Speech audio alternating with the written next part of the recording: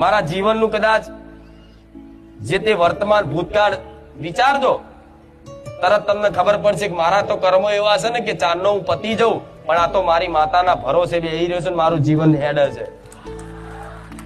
નકર પોતાના જ કર્મો અંદર જોખો,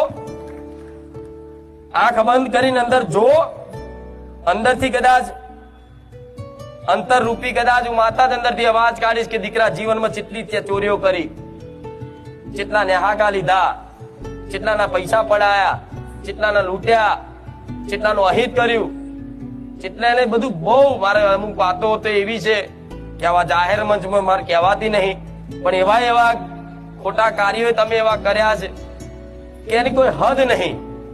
પેલા પિક્ચર એ ચોપડો ખુલી જાય ને તો માણસ શું કહું, એવા દરેકના જીવનમાં હશે.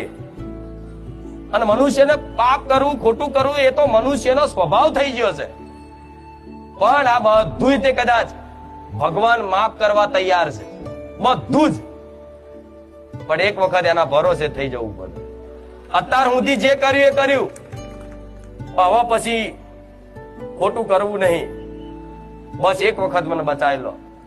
આ હાથ ઊંચા કરીને કદાચ નમસ્કાર કરીને, પ્રણામ કરીને, દંડવત કરીને કદાચ દિલથી આ પ્રાર્થના કરી દો ને તો કોઈ પણ દેવી શક્તિ હોય દુનિયાની, મંદિરમાં જાઓ, ગમે તે જગ્યાએ જાઓ, કોઈ પણ દેવી શક્તિ કે ભગવાન હોય ને, અને હૃદયની વાત કદાચ ખોલીને કહી દો ને કે આજ સુધી ભલે જે કર્યું પણ હવે પછી કોઈ ખોટું કરવું નહીં. ભલે કદાચ મારું મૃત્યુ આવી જાય પણ બેમાની કરવી નહીં, ચીટિંગ કરવી નહીં, ચોરી નહીં કરવી, કોકનું પડાવવું નહીં. અને જેનું અત્યાર સુધી લઈ લીધું હોય ને એ મારે એક રૂપિયો કરીને મારે આપી દેવું છે. એ ભગવાન, એ માતાજી મને બચાવી લો, તમારા શરણે આવ્યું છે. તો કદાચ દેવી શક્તિ એટલું સામર્થ્ય છે, કદાચ કાલ મરવાના હોય ને તો એ નવું જીવન એથી શરૂઆત કરવું. એ મેલડી માતા.